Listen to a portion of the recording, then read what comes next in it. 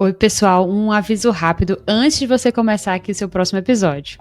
Jô, a gente tá com uma promoção, uma premiação especial para os nossos ouvintes, né? O prêmio ouvinte do ano TDC. A gente já falou um pouquinho que a gente vai aproveitar aqui a retrospectiva do Spotify para premiar nossos ouvintes, né? Exato. A ideia é a gente celebrar esse tempo todo que a gente passou junto em 2025.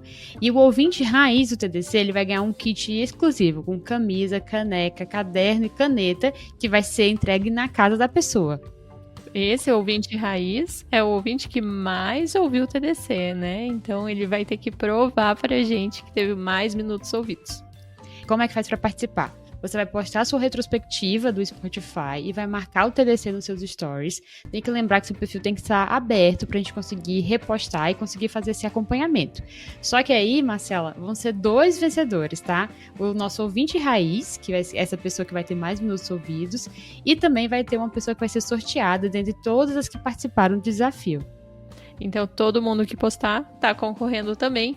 Lembre de deixar seu perfil aberto e boa sorte. É isso aí.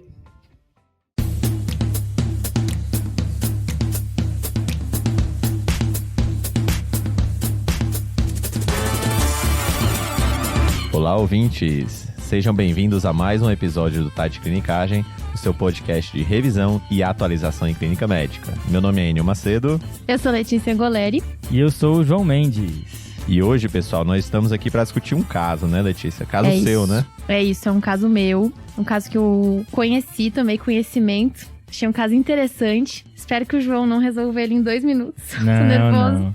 Conte com o João pra isso. Não, conte com ele.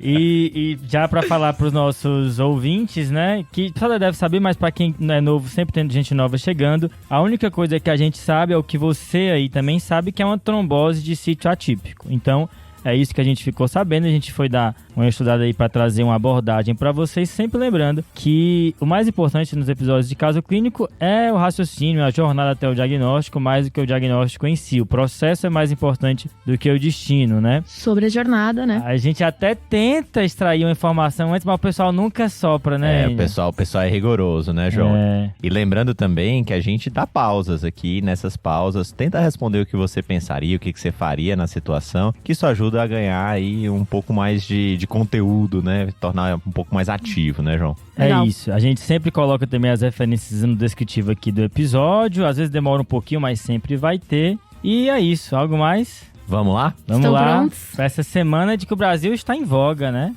Dua Lipa e Shawn Mendes no Brasil. Você viu essa news? E o príncipe. E também, né? Todo mundo no Brasil, pô. Jogando vôlei de calça.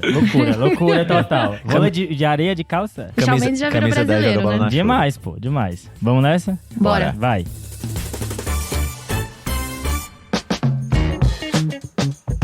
A gente vai falar sobre o caso de um paciente masculino, de 60 anos. E ele vem ao PA no dia 22 de abril por uma queixa de dor lombar, mal-estar há um dia. Então, paciente que estava bem, assintomático, de repente, há um dia começou com dor lombar, um mal-estar inespecífico, e aí, hoje, que foi o dia que ele resolveu procurar o pronto atendimento, ele começou a apresentar hematúria macroscópica. Ao longo do dia, fez hematúria macroscópica, e aí parou de urinar. E fez retenção urinária por coágulos, provavelmente intravesicais, né? Fez uma revisão de sistemas aí extensa, na chegada, e não tinha nenhum outro sintoma associado. Então é o que eu tô falando pra vocês aqui. Um paciente com dor lombar, mal-estar há um dia, hematúria macroscópica que começou hoje e aí parou de urinar, fez uma retenção urinária.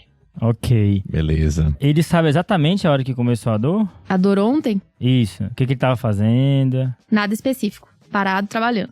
E alguma posição que melhora? Não. E é lombar de um lado? Sim. Qual? Direito. Quando a gente vai pegar os antecedentes dele, ele era um paciente que tinha uma hipertensão bem controlada e tinha feito uma vasectomia há 10 anos, procedimento sem qualquer complicação, não tinha nenhuma alergia conhecida, usava como medicação isoladamente um amlodipino de 5mg, uma vez ao dia, não era tabagista e nem etilista. Na história familiar, ele traz uma história bem, assim, X. O que ele sabe é que a mãe dele tinha um aneurisma cerebral. A mãe dele é viva, mas ele não sabe qual vaso é que ela tem esse aneurisma cerebral, se ela já fez uma abordagem, se ela já teve evento naquele lugar. Enfim, ele sabe que ela tem uma história de um aneurisma cerebral e que ela está viva e operante nesse momento. E é isso que tem de relevante na história familiar dele. Ok. Alguma outra coisa da história que vocês queiram saber agora? Sim. A mãe, além do aneurisma, ela teve ou ela é hipertensa também? Não temos esse dado. Alguma cirurgia abdominal a mãe já fez? Não, cirurgia não, só essa questão do aneurisma. Tá bom. E com quantos anos ela tinha descoberto esse aneurisma? Também não sabemos, ignorado. Não. Tá bom. E anteriormente, ele tinha algum sintoma do trato urinário baixo? Não, nunca teve. Fez só essa vasectomia, mas nunca teve nenhum sintoma urinário baixo. Ok. E tinha histórico de dor lombar prévia? Não, também não. Ao exame físico, ele tinha uma frequência cardíaca de 80, uma PA de 140/90, não tinha febre, não tinha dessaturação, não tinha taquipneia, o resto dos sinais todos estáveis. No exame clínico, ele não tinha nenhuma alteração em pele, em fâneros, estava bem perfundido, aquecido, ausculta cardíaca, pulmonar, tudo normal. Tinha um globo vesical palpável, né, com bastante dor. O paciente estava com uma retenção urinária aguda, né? Sim. E nas costas, ele não tinha dor à palpação, não tinha nenhum ponto gatilho, não tinha irradiação, enfim, não se encontrou nada local palpável na região lombar. Ok. Beleza. E aí ele fez alguns exames laboratoriais na chegada, que a gente tem disponível. Vocês querem pedir alguma coisa especificamente agora? Assim, eu acho, a primeira coisa, quando essa pessoa chega, né, um homem de mais de 50 anos com dor lombar súbita, por mais que tenha hematúria, aí você nem tem que pedir, né? Quem atende ele tem que fazer um POCUS e procurar duas coisas aqui. A primeira coisa é jogar na aorta e ver se não tem dissecção de aorta. Lembrar que muitas dissecções de aorta fazem hematúria. É muito comum dissecção de aorta e aneurisma de aorta fazer hematúria. Né? Aneurisma de aorta abdominal fazer hematúria é relativamente comum e vai confundir muitas vezes com cálculo, porque vai dar dor lombar e hematúria e você vai pensar que é cálculo. Então tem que fazer, e você consegue medir o tamanho da aorta pelo POCUS e você vai ver, uma aorta tem que ter ali menos do que apenas 3 centímetros, você fica ok. E se você não encontrar, você joga no rim e vê se tem hidronefrose. Então, é o que o médico da porta tem que fazer com ele, né? Não tem nada disso, aí pede exame, né?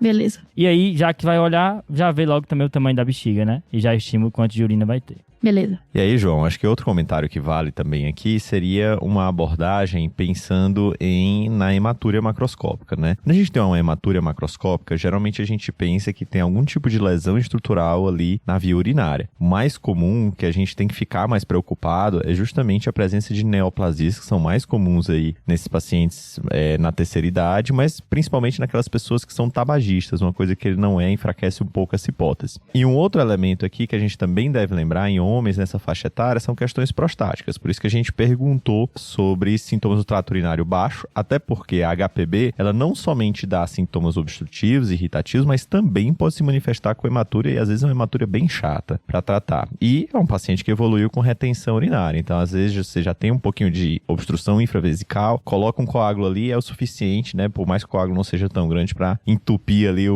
a saída da urina. Boa. E só um outro ponto, João, é que quando a gente tem um quadro de dor súbita seguido de hematúria, é algo que a gente também deve pensar, e claro que o título aqui do episódio ele direcionou a gente, então pra gente agora que é o médico do dia seguinte tá bem mais fácil, né? Mas é uma coisa que a gente pode pensar são tanto em eventos da veia renal, como a trombose de veia renal, que pode causar dor e hematúria, e a gente também pode pensar em embolia renal, que também pode entrar aqui no nosso diagnóstico diferencial.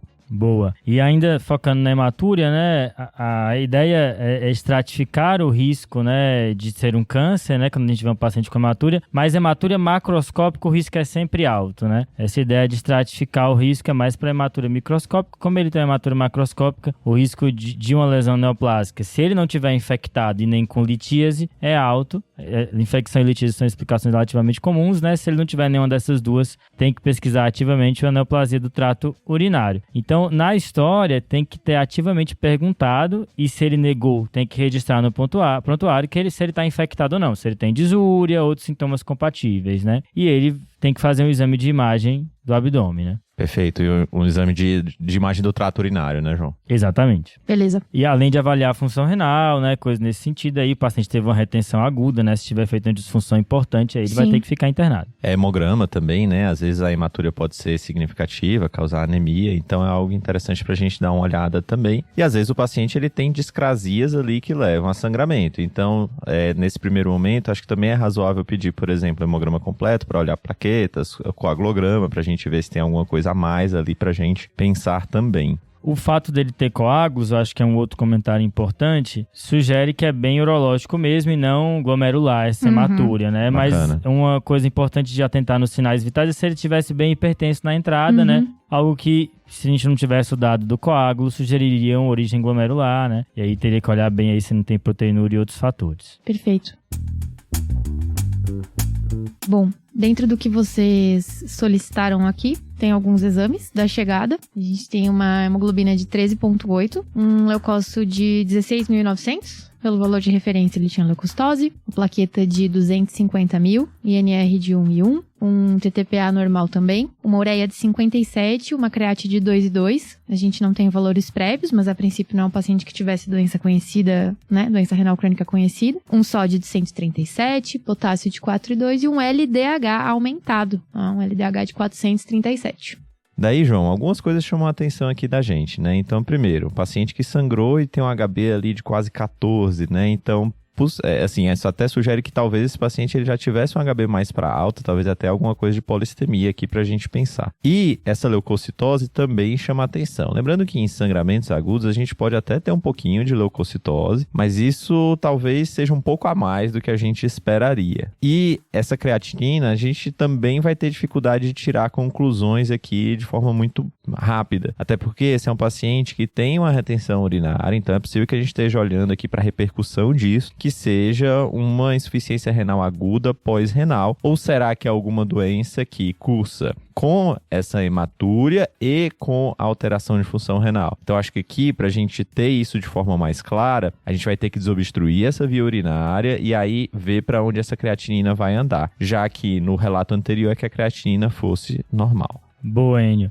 Acho que assim, com esse laboratório, né, o paciente já está internado, né? Acho que é importante falar isso, né?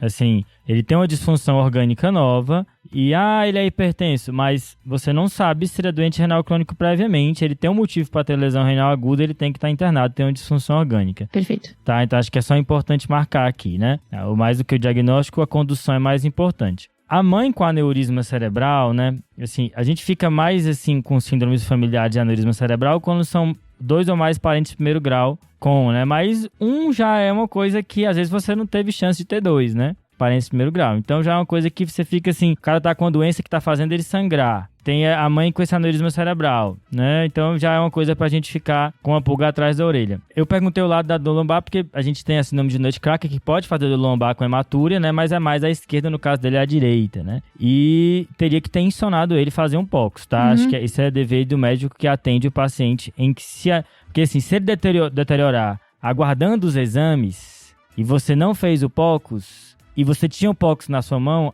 aí você deixou de fazer uma avaliação que era pertinente, né? Então a condução não foi a melhor, não teria sido. E esse LDH de 437, a gente sabe que tá no episódio de trombose, né?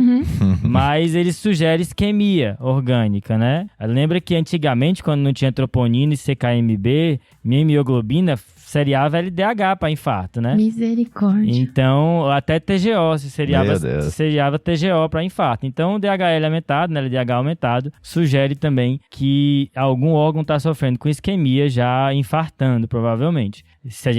Só porque a gente sabe também que é o episódio de trombose. E faltou uma gaso venosa para ver o bicarbonato, né? Lesão renal aguda, né? Sim. Então, vale a pena também. Show. Bom, E a a imagem imagem, que né? vocês tinham comentado, né? Então, o que a gente estava conversando aqui, a primeira imagem feita foi uma tomografia sem contraste, focando, porque, claro, né? Quem não tinha o nome do episódio na cabeça pensou em litíase, né? E tá certo, né? E tá certo. Foi feita uma tomografia sem contraste, que basicamente laudou, não tem lesões, não tem litíase. E aí o segundo exame, eu, enfim, não vou saber explicar porquê, mas o segundo exame que temos aqui disponível é uma ressonância de abdômen, tá? Uau. tá bem.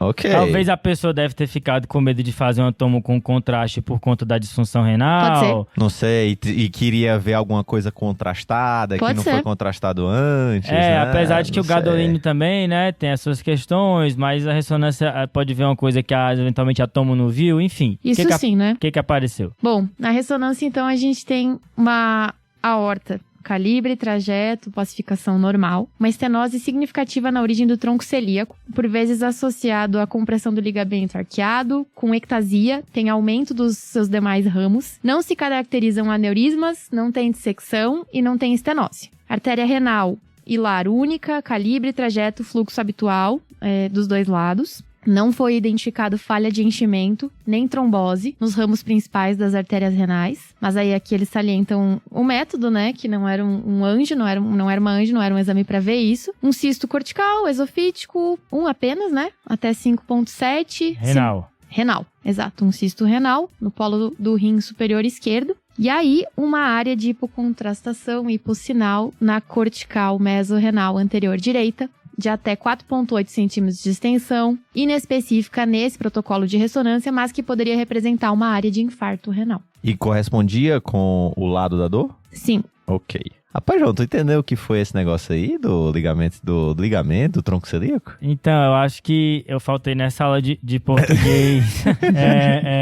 Você pode repetir até pra... Acho que quem tá ouvindo parou e voltou 15 segundos, né? Mas repete aí, por favor, o laudo da ressonância. A gente não quer causar acidente de trânsito. Então vamos lá, Letícia, Tá. devagarzinho.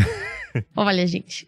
Estenose significativa na origem do tronco celíaco, Beleza. por vezes associado à compressão do ligamento arqueado. Ou seja, ele tá querendo dizer que talvez essa estenose, ela seja causada pelo ligamento arqueado, que é um pedaço ali do diafragma, que tá comprimindo o tronco celíaco, a origem do tronco celíaco. Às vezes é por isso, mas ele também não bateu o martelo, Exato. né? Ele não se comprometeu com qualquer causalidade aqui. Ele Acho que fala- faltou, em vez de usar a compressão do ligamento, a compressão pelo ligamento, né? Acho que... Então, talvez seja essa a ideia. Né? Aí, tipo assim, às vezes acontece, mas não sei se tá acontecendo, né? Entendi.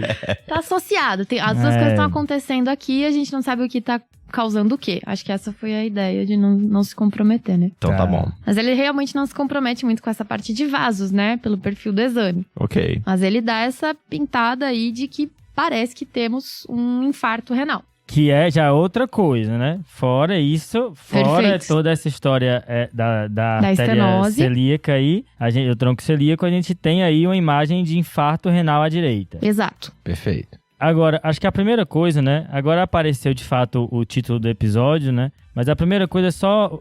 Porque a gente veio estudado aqui, na prática você ia também estudar, abrir 300 abas do UpToDate e não sei o quê, né? Mas assim, independente disso, tem que tentar correlacionar o que o paciente teve com a imagem, né? Porque, eu não sei o que tu acha, Enio, mas a queixa dele deve ter relação com o infarto renal. Possivelmente, exatamente. E essa história do tronco celíaco deve ser Um achado, né? achado. É o mais provável. Então, o que a gente precisa perguntar pra ele é se ele não tinha nenhum outro sintoma antes. Por exemplo, quando ele comia, doía. Tem essa pergunta? Ele responde, tem essa história aí? Não. Porque assim, se essa estenose, né, do tronco celíaco for algo prévio, né, ele podia ter um sintoma de uma isquemia vasculopata. mesentérica, né? Isso, uma vasculopatia crônica. Uhum. E agora ele teve um evento agudo, que é outra coisa que foi o que motivou a vinda com a dor lombar aguda e a hematúria. Tá. De qualquer maneira, né, são dois sítios muito atípicos, né, de eventos arteriais, né, tronco celíaco e uma imagem renal. Então, aqui realmente a gente vai ter que abrir a caixinha de ferramentas, né? E aí, assim, eu acho que a primeira coisa, né, quando a gente fala sítio atípico, tem que falar o que é sítio típico, né? E aí, acho que isso aqui tem aquela história da tríade de Virchow, né, que é assim, toda trombose, né, tem a ver com três coisas. Ou é um problema no sangue, hipercoagulabilidade. Beleza. Ou é um problema no fluxo, estenose ou turbulência, né? Estase ou turbulência, perdão. Uhum. Ou é um problema na parede do vaso, né? Uma lesão, uma disfunção ali na parede do vaso. Tá. Isso pode parecer fisiopatológico, mas é importante. Por quê? Porque o que está afetado muda muito quando é uma veia do que quando é uma artéria, né? Quando é uma veia, em geral, é um problema de coagulabilidade e fluxo. E por isso que eu posso até provocar esses eventos quando eu altero o fluxo, quando o paciente fica muito tempo deitado, etc. Beleza. Por outro lado, os eventos arteriais eles costumam ser tipicamente de duas naturezas. Ou é uma doença da parede do vaso, e aqui é aterosclerose. É a grande, né? A grande Isso. doença. Ou é um embolismo. A Perfeito. gente não tem embolia para veia, tem embolia para artéria. Então, uma dessas duas coisas. Não foi isso, o paciente não tem sinal de aterosclerose, ou é um local muito atípico, né? E não tem sinal de embolia, de uma fonte emboligênica, aí talvez alguma coisa estranha acontecendo, né? Então, acho que o primeiro passo é quando desconfiar que você está diante de uma fonte de um evento vascular arterial fora do comum. E especificamente aqui falando da isquemia renal, né, João, é mais comum que seja de foco embólico. Então é onde a gente vai apostar aqui nosso dinheiro, né? Apesar de que é possível que esse paciente ele tenha uma doença vascular difusa, até porque ele tem uma estenose ali que não ficou muito bem esclarecida. Mas o primeiro passo é descartar a embolia. Exato. E quando a gente fala de eventos trombóticos, né, em geral, os arteriais chamam muito mais atenção a consequência deles, né? Infarto do miocárdio, quando a gente fala em coronária, AVC isquêmico, né? Ou isquemia aguda de membro, né? Já os eventos arteriais, você vai ter mais o sintoma ali da TVP sem uma disfunção orgânica clara, exceto se você tiver uma embolia pulmonar. Mas esse território aí, que é fora de coronária, cérebro e membro inferior, é estranho também, né? Então a gente tem que começar a pensar. Mas assim, é um paciente que merece, de fato, o básico que você procura nos eventos arteriais, né? Ver se ele não tem FA, fazer um eco, ver se não tem um trombo intracardíaco, Perfeito. né?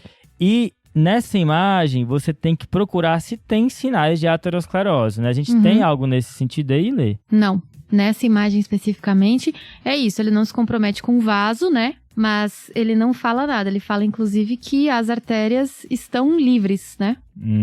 Então, uma definição prática de trombose arterial atípica seria aquela que ocorre numa artéria não aterosclerótica, num território estranho, que é o caso do nosso paciente, ele tem esses dois, ou num paciente muito jovem, sem fator de risco cardiovascular, que já não tanto, né? E quando não tem nenhuma fonte emboligênica clássica, tá? E aí a gente consegue colocar isso em 4 grupos que podem explicar. Tá. Ou ele tem uma fonte embólica ainda não descoberta. Ok. 2. Ou ele tem uma doença da parede do vaso, Tá. Beleza. que não é uma doença comum. 3. Ou ele tem um estado sistêmico de hipercoagulabilidade que faz eventos arteriais, o que não é comum. Em geral, os estados de hipercoagulabilidade fazem São eventos mais venosos, né? Mas tem uns ali que fazem eventos arteriais. É verdade. E 4, um fator externo ou local que fez aquele evento. Agora vamos entrar em cada um deles, tá? O primeiro grupo, fontes embólicas. Então, assim, será que ele fez um Holter? Será que a gente não pode fazer uma monitorização estendida do ritmo cardíaco? Será que não é uma arritmia que aparece aí de maneira mais efêmera? Nesse caso não parece tanto, né, Enio? Porque explicaria o evento renal, mas não explicaria a artéria mesentéria, a estenose, né? o tronco celíaco, né? Tem algumas cardiomiopatias que tem uma propensão muito grande a fazer trombos intracavitários, né? Verdade. A mais clássica, que é extremamente trombogênica, é a cardiomiopatia periparto, que muitas vezes abre com evento, né? Mais trombo mural pós-infarto, enfim. E as próprias endocardites aí, né? Sejam infecciosas ou não. Mas tem que lembrar que tem trombos murais de aorta ou aneurismas antes na circulação que podem gerar coágulos e embolizar. Então, tem que estudar a vasculatura dele inteira desse paciente, também a torácica. Exato, às vezes é aquela embolia arterial, ou então até mesmo uma própria placa de ateroma que pode romper e embolizar ali os pedaços da placa. Exato. E, por fim, aqui sim, ainda nas embolias, às vezes uma trombofilia que só aumenta o risco de eventos venosos pode fazer eventos arteriais, como, paradoxalmente, né, quando você tem uma comunicação que não deveria ter entre o sistema arterial e o sistema venoso, né? Então, às vezes, você tem uma trombofilia que é somente venosa, mas por conta disso ela vai se manifestar de maneira arterial. Seja porque tem uma CIA importante, né, comunicação interatrial, uma malformação arteriovenosa pulmonar, né, enfim. Forame oval patente, né? Coisas nesse sentido. Tá. Então, também é bom ficar ligado, e aí a gente fecha essa caixa aqui das fontes embólicas que não são tão óbvias assim. Ok. Boa. Agora vamos para as doenças da parede do vaso. Então vamos lá. E aí a primeira coisa é, antes de ir para as loucuras, tem que lembrar que tem pacientes que fazem aterosclerose acelerada, precoce, né? Então, às vezes você vai ter um evento arterial num jovem, mas é a velha aterosclerose, só que acontecendo numa pessoa que tem algum motivo, né? Uma dislipidemia monogênica, né? Aquelas hipercolesterolemias familiares. Alguém né? que tem um DM1 desde ali dos seus 10 anos e não controla bem, então vai ter eventos de um DM de longa duração já aos 30 anos, né? Beleza. Radioterapia prévia num leito. Também Sim. pode fazer vasculopatia precoce, né? Então, ficar atento a isso. Mas entrando para outras arteriopatias que não aterosclerose, acho que é legal dividir assim. Elas podem ser inflamatórias ou não. Beleza. Né? Ok. Será que o cara tá inflamado? Tá tendo febre, tem a artralgia, Sintoma PCR constitucional, alto, constitucional e tudo mais? Porque se for, eu vou pensar em quê? Vasculite. Vasculite. Aí aquelas vasculites, né? Aí no caso da idade dele, arterite de células gigantes, que existe um fenótipo extracraniano, né? Mas lembrar também de doença de BC, que gosta muito de trombosar, né? E outras vasculites. Mas se o cara não tá inflamado, né? Aí tem que pensar em outras situações. Displasia fibromuscular. Ok, que é mais comum em mulheres, mais jovens, né? Exato. Talvez não encaixa tanto aqui. Não encaixa tanto. E aí tem uma série de doenças de parede, de vaso. Mas acho que vale a pena marcar aí que Ehlers-Danlos, né? É algo que pode fazer. E tem um fenótipo vascular, né? Mas aí tem variações, né? A própria doença de Marfan eventualmente pode fazer também aneurisma intracraniano. Pseudoxantoma elástico também é outra coisa que pode fazer, tem que procurar. Mas já vi até caso, tem um caso no New England famoso, que é uma neurofibromatose, eu nem sabia que fazia. Nossa. Neurofibroma. E aí o paciente tinha um aneurisma de coronária, aí a reumato falou que era o quê? Kawasaki incompleto. Ok. Aí alguém foi lá, viu as manchas de café com leite e viu que tinha. Mas lembrar que às vezes o paciente tem uma vasculopatia hereditária, algo genético, e essa história da mãe dele aí chama um pouco de atenção. Só um detalhe da displasia fibromuscular é que, além dela, tem essa questão demográfica, mas ele tem uma coisa aqui que chama a atenção, que ele tem as dilatações após a estenose no tronco celíaco. E a displasia fibromuscular, ela pode se manifestar justamente com pontos de estenose, de dilatação, e um dos locais que ela costuma acometer mais é justamente o rim. Mas a gente não costuma ver esse tipo de manifestação assim, com isquemia. O mais comum de você ver é você ver uma hipertensão secundária. Boa. E tem uma série de outras arteriopatias genéticas, calcificantes, e eu acho que aqui não vale a pena ficar listando todas elas, mas eu acho que é só ficar atento, especialmente quando tem história familiar ou dissecções em territórios estranhos. Fechamos então a gaveta das arteriopatias, a gente vai então para os estados de hipercoagulabilidade. E a gente tem que falar de quais estados esses que podem fazer eventos arteriais, né? Então, classicamente aqui todo mundo lembra dela, que é a síndrome do anticorpo antifosfolipídio, né? A SAF, né? Isso. É a trombofilia que faz tromboses arteriais e venosas. Tem que pesquisar, a gente tem uma diretriz britânica de 2022 de tromboses, né? Que a gente repercutiu no guia TDC. Show. Inclusive, que foi a Ingrid que escreveu. E eles recomendam você pesquisar, até quando tem uma TVP por um fator menor, porque muda o tratamento, né? Aqui você vai preferir varfarina ao invés de um novo anticoagulante oral. Estendeu o tempo também, né? Exato. Outra trombofilia que está aqui são as secundárias às neoplasias mieloproliferativas, né? Perfeito. Polistemia vera, trombocitemia essencial, mielofibrose. E aqui você tem os genes específicos, o mais famoso é o JAK, né? Mas lembrar que você pode ter evento com a mutação do gene com JAK2 alterado, mesmo sem ter polistemia. Se tiver JAK2 positivo, a mutação, você pode ter evento mesmo com hemograma normal. E esse paciente sangrou, né, João? Vamos lembrar disso. Então, lembra daquele comentário que a gente fez lá atrás? HB de 14 pós-sangramento, será que ele já estava policitêmico e esse sangramento aqui deu uma disfarçada? Boa. Além disso, outra famosa que faz evento arterial é a hemoglobinúria paroxística noturna. Gosta de fazer evento esplâncnico, né? Então também tem que pesquisar. Neoplasias podem fazer também e aí infecções graves, mas fica... Eu tenho mais algumas aqui, João. Então também, síndrome nefrótica também pode fazer, apesar de que é mais comum fazer venoso, especialmente ali na veia renal. E temos também que algumas trombofilias induzidas por medicamento, como por exemplo a HIT, a trombocitopenia induzida por heparina, ela também pode cursar com esses fenômenos e existem até doenças autoinflamatórias, doenças super raras, né? Uma delas chama VEXAS, que também também pode causar esse tipo de trombose arterial e venosa também. Boa. E a HIT que faz plaquetopenia, mas também aumenta a chance de trombose, né? Lembrar que é bem contraintuitivo esse fenômeno, né? Tem também manifestações autoimunes que podem levar a esse tipo de trombofilia. Fechamos então o terceiro grupo, né? Esses estados de hipercoagulabilidade com expressão arterial. A gente vai para o último, que são fatores externos, locais, né? Por exemplo, um trauma direto no vaso, né? Um paciente que estava com catéter, né? Uhum. Paciente que tem alguma compressão, algo anatômico. E esse paciente é tentador achar que é isso, né? Com esse ligamento arqueado. Mas não parece ser isso que causou a vinda dele ao pronto-socorro. Deve ser um infarto renal. E o ligamento arqueado não explicaria isso, né? E o radiologista também não bateu o martelo. Então também não dá pra gente assumir isso aí 100%, né, João? É aquele caso que você tem que separar o que é ruído e o que é sinal, né? Mas lembrando, né? Desfiladeiro torácico, lembrar do pinçamento na poplítea.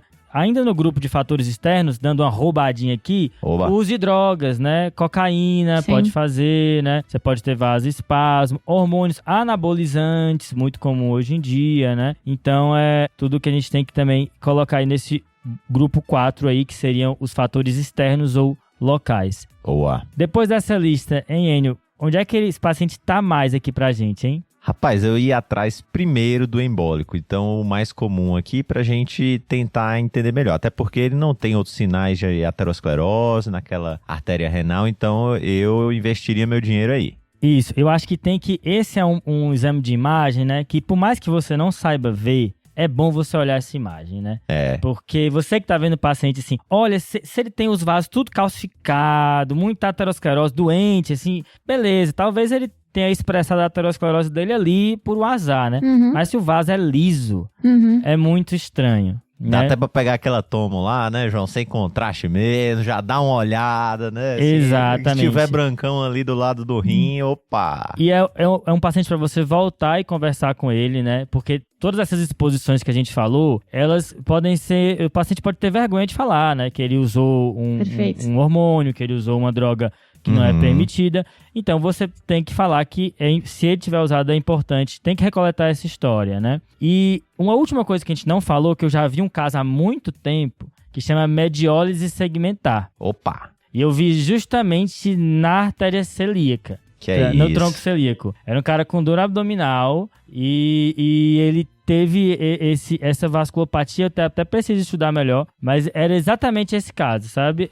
Ele dissecou ali e fez esse quadro nessa região. Boa, João. E aí, então, acho que de principal, né, pensando nessas nossas hipóteses, acho que a gente começaria por aquilo que é mais fácil de encontrar no pronto-socorro. Então, começaria com eletro, né, para esse paciente. E, se possível, já faria também aqui um ecocardiograma para a gente ver essas questões estruturais. Se tem sinal de vegetação, se tem alguma miocardiopatia mais óbvia ali, trombomural e assim por diante.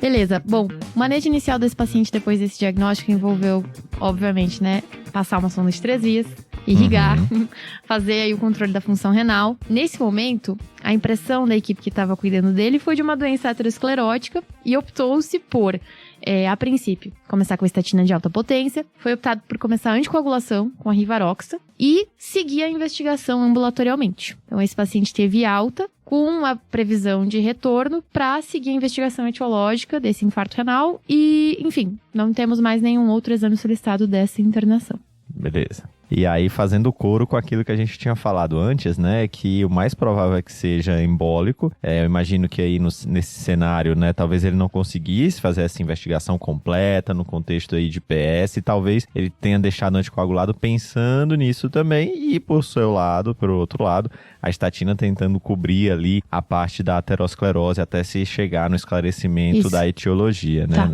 Mas, assim, apesar desse paciente não entrar no clássico, né, de um aneurisma de 2 ou mais familiares, com esse quadro aí da celíaca, né, acho que o ideal era ver se não tem nenhum aneurisma em outro território que não tá aparecendo, né? Porque a gente tá achando, veja só, a gente tá achando que essa artéria celíaca já era doente, ele não tinha sintoma algum, e ele só veio porque ele teve um evento agudo renal. Será que não tem outro território que também é assim? Sim. Anterior a ele? Torácico, intracraniano. Então, talvez, né, antes de anticoagular, seria mais prudente fazer uma imagem vascular desses outros territórios, né? Perfeito. Pensando, aqui acho que vale a pena citar, né? Com hipertensão, doença renal policística do adulto, que tem associação com aneurismas, né? Uhum. A ortopatias hereditárias, que podem fazer esses aneurismas nessa localização. A Ehlers-Danlos, né? Loeys-Dietz, aquelas coisas. E outras doenças de parede de vaso, né? Acho que era ideal. E até mesmo a própria aterosclerose, como a gente falou, né, ela pode fazer ali uma aneurisma, e esse aneurisma ele pode ter ali dentro trombos que podem embolizar, e enfim. Beleza, então ele teve alta depois de alguns dias internado, né? Foi uma internação breve. E aí, passou-se aí alguns dias / poucas semanas, ele retorna ao PA. Dessa vez, ele voltou por uma queixa de dor abdominal, que começou há 2 dias. Leve intensidade, náusea discreta, não tinha febre, Tá. não tinha nenhum outro sintoma sistêmico, só essa dor abdominal leve e as náuseas. E aí, ao questionamento ativo agora, ele não tinha nenhuma queixa prévia compatível com angina mesentérica. Uhum. Nesse momento foi investigado. O hábito intestinal dele estava mantido, ele não tinha, apesar das náuseas, ele não tinha nem vômito, não tinha diarreia, não tinha nenhuma alteração de hábito intestinal, não tinha nenhum sangramento, trato gastrointestinal, nem hematúria nova. Uhum. E no momento da avaliação, ele tinha feito uma analgesia simples e tinha tido melhora da dor. Tá. Essa dor, ela tinha característica de isquemia, por exemplo? Acontecia só depois da refeição ou era algo diferente? Então, é isso. Essa queixa atual era uma dor não relacionada com alimentação. Ok. E prévio, ele também não tinha uma dor relacionada com alimentação. Tá, ok. Perguntando isso porque, como tem aquela estenose no tronco celíaco, se essa estenose ela tá passando a ser sintomática, né, ele poderia ter dores após a refeição, que é bem típico da isquemia mesentérica. Sim. Isso mostra que a doença está progredindo, né? Acho que reforça ainda mais a necessidade de pesquisar, refazer a imagem, né?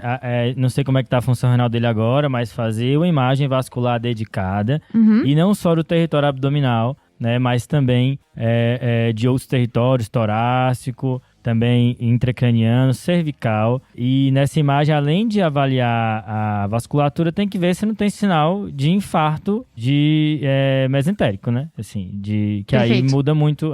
Não parece, né? A queixa não parece, mas pode estar evoluindo, né? Perfeito. Então o lactatozinho aqui, antes de sair a imagem, já dá aquela dica, né? Perfeito. O lactato era de 150. Não, tô brincando.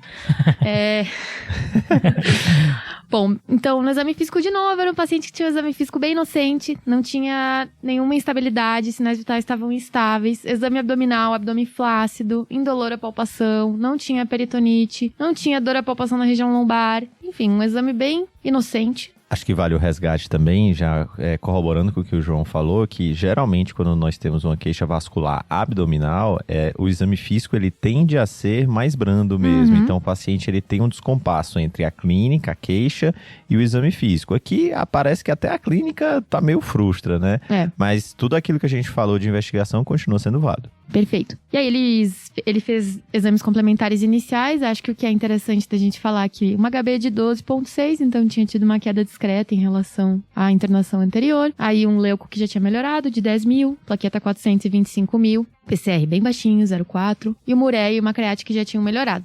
Então uma create de 1,2 com uma ureia de 32 nesse momento. Aquele leucócito parecia ser reativo ao infarto renal, né, Enio? Boa, é isso mesmo, João. E um lactato de 0,6, assim, próximo do limite inferior ali nos valores de referência. Beleza. E o DHL? Não temos aqui. Uma coisa que seria legal aqui também fazer, se a gente está pensando em uma arteriopatia, né, algo mais difuso, é medir a pressão nos 2 membros, ver se tem assimetrias, Legal. né? Às vezes pode procurar sopros arteriais, então auscultar bem, né? Palpar todos os pulsos. A gente sabe, né, pessoal? Pronto-socorro não dá pra ficar palpando o pulso com detalhes de todo mundo, nem é pra você fazer isso. Mas esse caso aqui, né, que tem muito risco, aqui sim é pra documentar direitinho os pulsos, né? Ver com cuidado, porque já pode ser uma dica, né? Boa. Boa. E aí, Letícia, liberaram o paciente ou fizeram repetir imagem? Entrega o ouro. Então, pensando no quadro do nosso paciente anteriormente, né? Já tinha sido falado aqui de que todo mundo queria uma angiotomo. Foi feita a angiotomo de abdômen e essa angiotomo mostrou sinais de trombose extensa na artéria mesentérica superior, com início a aproximadamente 3,8 centímetros da sua origem, acometendo o restante do vaso adjusante. bem como suas ramificações, em graus variáveis, com segmentos de estenose estimada em mais de 70%.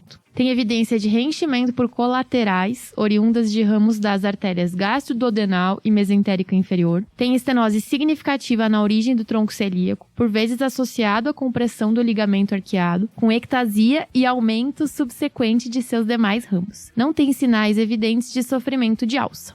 Então, a impressão ficou com sinais de arteriopatia mesentérica com ectasia, dissecções focais e trombose parcial da mesentérica superior, né, no segmento descrito.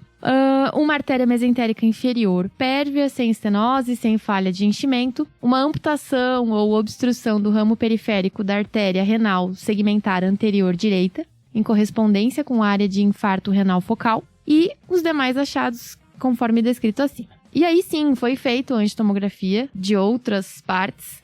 A gente tem aqui a aorta torácica e artérias cervicais. A aorta torácica tem um longo laudo que fala sobre nenhum sinal de dissecção, nenhuma laceração, nenhum hematoma, nenhuma coleção, nenhuma alteração de parede. Basicamente, angiotomo de aorta torácica absolutamente normal. Ok.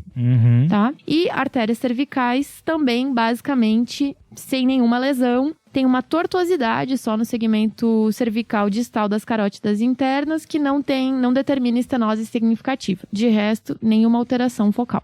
Crânio? Anjo de crânio também, sem nenhuma alteração. Ok. Então, é um exame que chama muita atenção, né? Muita atenção. Até porque se antes a gente pensava em aterosclerose, agora a aterosclerose ela sai bastante aqui do nosso diferencial. Lembrando que quando a gente tem aterosclerose, ela costuma ser mais significativa nesses vasos menores em pontos de bifurcação ou então em pontos de onde o vaso emerge, que é onde você tem maior turbilhonamento ali do fluxo sanguíneo. E aqui, como ele falou, né, o início da trombose da mesentérica superior estava a alguns centímetros do seu ósteo. Então isso fala contra, né? E assim, é um paciente que tem vários territórios arteriais acometidos, que fala mais a favor de ser algo sistêmico rolando e não um problema daquele vaso específico, da caixinha 4, né? Que o João falou, que é algo mais local. Então aqui a gente vai ter que abrir, acho, João, a caixa aí das doenças malucas, né? Assim, chegou a hora. Mas, assim, acho que é importante entender, né, que essa imagem do tórax era importante até para ver se não era uma embolia vindo de uma ortopatia torácica, né? Às vezes você tem úlceras arteriais da aorta que podem fazer isso, né? Então é importante pensar. Mas agora, assim, a gente tem que pensar nas aortopatias, as arteriopatias de cunho genético, porque ele nem parece estar inflamado, não tem fonte eboligênica, é uma trombose num sítio muito atípico e esse ligamento arqueado parece que está mais confundindo, né? Vocês queriam eco, né? Sim. Isso. Eu não tinha falado aqui, mas ecocardio também absolutamente normal, sem nenhuma alteração valvar, sem disfunção sistólica nem diastólica, sem alteração de tamanho de câmaras, um coração saudável, tá? Se já estava parecendo estranho para embolia, aqui corrobora, né? Isso, e esse eco era importante, além de para ver de trombose, né, ou endocardite, se a gente tivesse aí um quadro de prolapso de válvula mitral, insuficiência mitral, né? Isso favoreceria, por exemplo, síndrome de Marfan, né? O que poderia explicar um Marfan diferente aí nesse quadro. Esse paciente tem que ser bem examinado da parte articular, né? Ver se não tem nenhuma coisa que sugira algo genético, o hábito dele, aqueles sinais, deslocamento, né? Às vezes quadros oftalmológicos, a gente pode ter deslocamento do cristalino nesse quadro, né? O paciente magro, alto, isso tudo tem que ser procurado. Existe painel de aortopatias hereditárias, né? Inclusive na nova diretriz de aortopatias, que a gente também repercutiu no Guia TDC, ele recomenda, então, um painel que pesquisa vários genes. Esse paciente, acho que ele poderia se beneficiar, sim, dessa pesquisa, aí vai pesquisar todos aqueles, né? Uma série de outras aortopatias. Mas, assim, pele dele não tinha nada, Letícia. Então, pensando em outras apresentações sistêmicas, né, que pudessem corroborar aí com esse quadro vascular, o paciente não tinha nada para síndrome consumptiva, não tinha febre, não tinha perda de peso, não tinha lesão em pele, não tinha lesão em mucosa, não tinha alteração em visão, como eu falei já, não tinha lesão não tinha cutânea, né, nenhuma artralgia ou artrite. Na investigação, na revisão de sistemas, novamente aqui com mais calma nessa internação, não tinha nenhuma evidência sistêmica de doença aí inflamatória imune. Letícia, quando você fala em inflamatórios, inclusive os marcadores inflamatórios também estavam normais? Sim, ao longo desse período que o paciente ficou internado, ele fez os marcadores inflamatórios, inclusive sequencialmente, né? Ele teve persistentemente VHS, PCR baixos, tá? Tá. O que favorece essas arteriopatias não inflamatórias, no caso as hereditárias, especialmente, né? E aí tem que precisar até coisas menos óbvias, tá? Pneumotórax, será que não teve pneumotórax na família, né?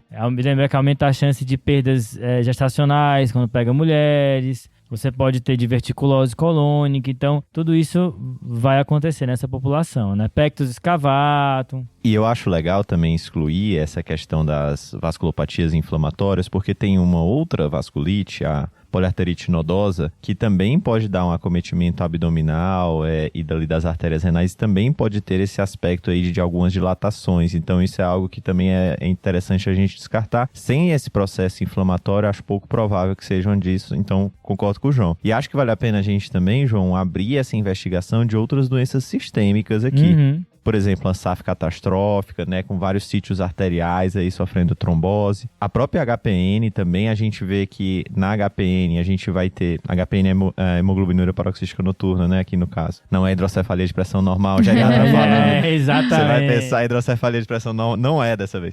Mas aí a HPN, ela costuma dar mais ali perto dos vasos do fígado, né, então síndrome de Budd-Chiari, trombose de porta, mas também essas outras tromboses plâncnicas, né, elas podem estar presentes. Acho que de síndromes mieloproliferativas com esse novo hemograma, elas caem muito, então não vale a pena. E vamos dar uma investigada melhor nesse paciente, né? E ele merece, assim, toda aquela pesquisa, né? Estender um pouco mais a monitorização cardíaca, né? Para ver se não flagra uma fibrilação atrial, fazer microbolhas. Isso tudo precisa avaliar, apesar da gente não achar que né? Mas é que são coisas mais comuns do que essas coisas mais raras, né? E todas aquela gaveta número 3 das estados de hipercoagulabilidade que se manifestam no território arterial tem que ser pesquisada. Aí SAF tem que pedir sorologia também, pensando em associação com algumas vasculites. Tudo isso tem que ser pedido, né? A gente está inferindo que isso vai vir normal, mas tem que pedir. Tudo isso faz parte aqui da investigação inicial. Vindo tudo normal, aí a gente vai para os painéis genéticos, né? Boa! Das coisas que vocês comentaram aqui, o que a gente tem são sorologias negativas para HIV, hepatites, sífilis, né? Pesquisa de crioglobulinas negativas, C3, C4 normais, FAM não reagente, anti-CCP, ANCA, todos não reagentes, fator reumatoide não reagente. E os marcadores de SAF também, anti-beta-2, anticoagulante lúpico, anticardiolipina, todos negativos. Detalhe ele foi coletado em vigência de anticoagulação? Em vigência de enoxa nesse momento. Dá uma complicada aí, né? Aí tira um pouco, né, do valor do resultado do exame, no caso dos anticoagulantes. Exato. Mas... dependendo do tempo, não, né? Em geral, né, pessoal, quando a gente vai fazer a investigação de SAF, a gente costuma fazer 2 semanas após o evento de trombose que a gente identificou. E se a gente vai fazer isso em vigência de anticoagulação, a gente tem que ter a ciência que isso pode atrapalhar na identificação do anticoagulante lúpico, né? Mas que existe também alguns laboratórios em que, se você avisar que a pessoa ela tá anticoagulada, eles conseguem fazer a análise mesmo assim. Boa. E adicionalmente a esses exames que eu já trouxe, Holter, que vocês tinham pedido lá atrás, normal. A gente tem uma citometria de fluxo também normal, mutação de JAK2 não identificada. Basicamente um cara liso, né? Exceto por essa celíaca, de resto, ele não tem nenhuma evidência nem clínica e nem laboratorial de doença inflamatória, né? De vasculite. Como a gente já está numa seara aqui das doenças mais incomuns, né? Vale falar que a citometria de fluxo ela é utilizada para a gente fazer o diagnóstico da hemoglobinúria paroxística noturna, em que você vai identificar a ausência do CD55, CD59, que são marcadores da doença. E o JAK2, você tem mais de um tipo de alteração da JAK2, mas as mutações da JAK2, elas são as alterações genéticas mais comuns nas doenças, nas neoplasias mieloproliferativas. Tá. Especialmente ali na polissemia vera. Beleza. Pra só uma informação adicional também aqui. Imagino que vocês quisessem uns rastreios, né? Pensando em doença neoplásica geral. A gente tinha mencionado, né, que tá dentro das coagulopatias que se manifestam no território arterial. Perfeito. Ele fez, então, endoscopia, colono normais e uma ressonância de próstata, porque ele tinha um PSA tocadinho, uma lesão PIRADS 2, então sem nenhuma significância. Isso é porque sondou e aumentou o PSA. Mas uma coisa é que, pra última loucura aqui, né? Última clinicagem. Existe uma gamopatia monoclonal de significado trombótico. Até gravei um vídeo lá no Instagram sobre isso, né? Rapaz. Tem uma carta que foi mandada pro New England, faz um fenômeno tipo anticorpo antifator plaquetário 4, como a trombocitopenia da heparina que o Enio mencionou. E aí, enquanto você não tratar o clone que está produzindo a gamopatia, você continua tendo evento trombótico, por mais que você anticoagule, né? Então, talvez valeria a pena pedir, mas eu tô achando que é uma arteriopatia aí estranha que esse cara tem. Ehlers-Danlos, Marfan ou outros genes aí do painel. Boa.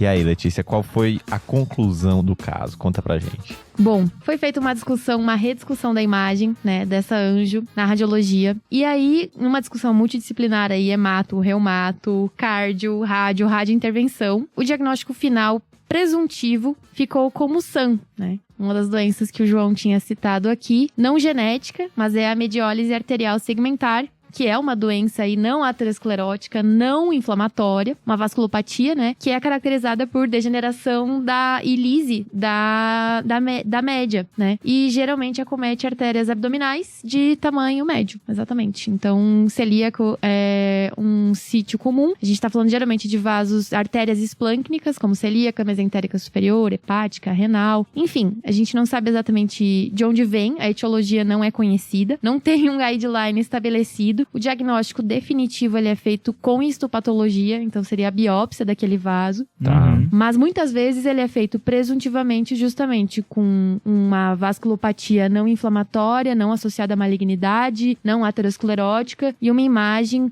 com um padrão aí de dissecções, aneurismas em território esplâncnico.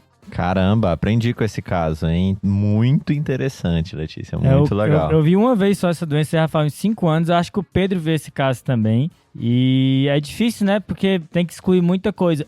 Minha impressão, com essa história da mãe, eu acho que ainda valeria um painel genético nesse paciente, tá? Mas muito interessante o caso, boa. Boa, muito bom. Beleza, até o momento da resolução do caso, a gente não tem esse painel tão solicitado pelo João, né? Mas o que foi feito pelo paciente foi uma colocação de stent, foi um tratamento endovascular para essa trombose. E realmente, se a gente for pensar no diagnóstico de SAM, não tem muito o que fazer além disso, né? Tratamento endovascular quando acontecer alguma lesão. E bom, é isso, gente, desse caso. Espero que vocês tenham aproveitado. Boa, caso muito interessante. Vamos pro salve? Bora!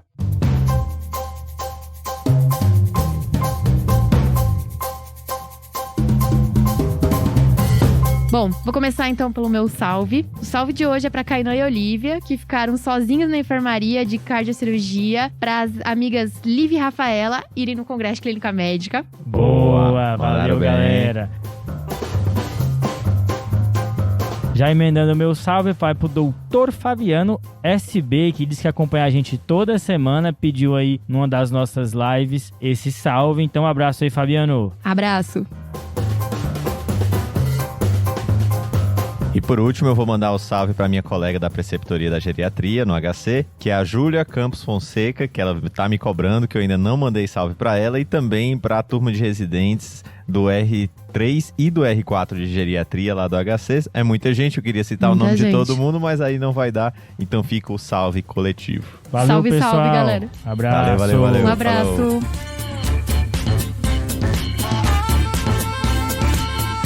Esse podcast tem como objetivo educação médica. Não utilize como recomendação. Para isso, procure seu médico.